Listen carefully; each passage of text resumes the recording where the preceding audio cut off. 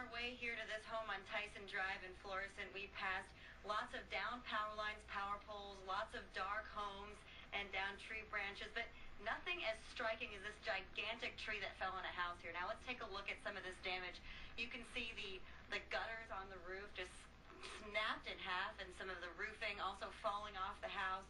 Now, this is a really scary situation for the owners of this home. They went to the basement as soon as they heard the siren go off, and then they heard this boom and a crack. And check this out over here. I mean, these roots are so big. This thing is at least twice the size of me right here. This tree just completely uprooted and fallen onto the house. Now, the owner was telling me some of the damage to her home. This tree basically broke through the whole roof. Water is leaking onto their floor, seeping down the walls into their basement. So this is going to be some serious damage here that they're going to have to take care of. And as you would imagine, they cannot be in this house right now. It's too dangerous. So the woman tells me that she is staying with her husband's family right now, and then they'll be able to come back in a few days to assess the damage. And this is only one example of the down trees that we're seeing in this area. And of course, all of this will be much more apparent in the morning in the light of day. Reporting live in Florissant, Rebecca Roberts, Fox 2 News. Some new video in right now. This is near Hazelwood, shot by our Gateway Honda dealer Storm Pilot, where you can see the traffic and see a lot of the trees down and the limbs down and what all of this is causing. We've had reports of people who have just been sitting in traffic for hours on 270 and 170 simply because you just can't get through. We're going to go back to what have overturned cars. Well, we've been showing you this car. Just amazing when you see how that gust of wind and when the tornado moved through that area and flipped that car. The good news about it all, no major injuries in the Hazelwood area, but we are told now just into our newsroom that all classes in the Hazelwood School District are canceled tomorrow. All after-school activities are canceled tomorrow. There may be storm damage at some of the schools. We simply don't know, but definitely they're all without power right now. Absolutely, and we've seen this damage at so many locations. Under there somewhere.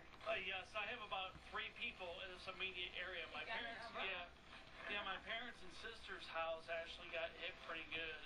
They actually live over off of Shell and Tucson Road.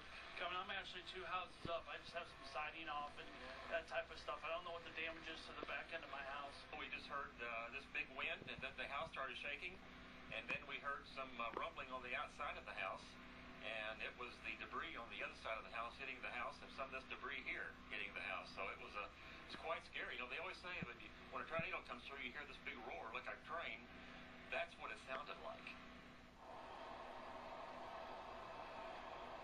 That's what it sounded like. The old story, it sounded like a freight train. Well, they didn't want to hear that here, and unfortunately they had to. Again, though, everyone who's gone to check on family members is saying the same thing.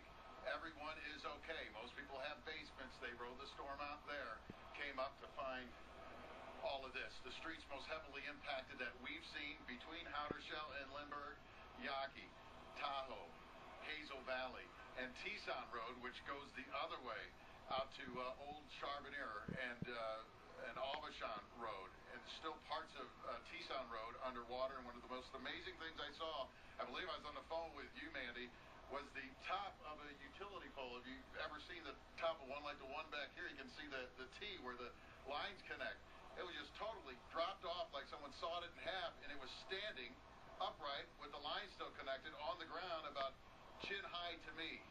Certainly a dangerous situation. People are afraid to walk around here and even see what's going on because of all the power lines and utility poles that are down. Live in Hazelwood, Andy Banker, Fox 2 News. All right, Andy, thank you. Yeah, give the power company the room and the time to get the work done. They're going to be working throughout the night. They brought in extra crews to try to get that power back on, but just don't take any chances when it comes to those downed electrical lines. Absolutely. About 45,000 people, I think, they said, without power right now. They're working as quickly as they can to get the power back on. We've been showing you all evening just examples of the destruction. This is from Bridgeton Skate Park, where you can see apparently the roof side of the building has collapsed. You can see the debris all over the parking lot. The owner, I think we had talked to him a bit earlier about this damage, basically trying to assess the impact of this tornado. We said there was a lot of water and damage inside. Obviously, the roof seems to have really taken a pretty heavy hit as these winds came through. And I think Dave Murray said earlier that some of the winds were traveling like 100 miles an hour, if I heard him correctly. And so we can see some of the damage that these winds cause. Yeah, we've also got some video coming in now from Hazelwood of overturned cars. Well, we've been showing you this car. Just amazing when you see how that gust of wind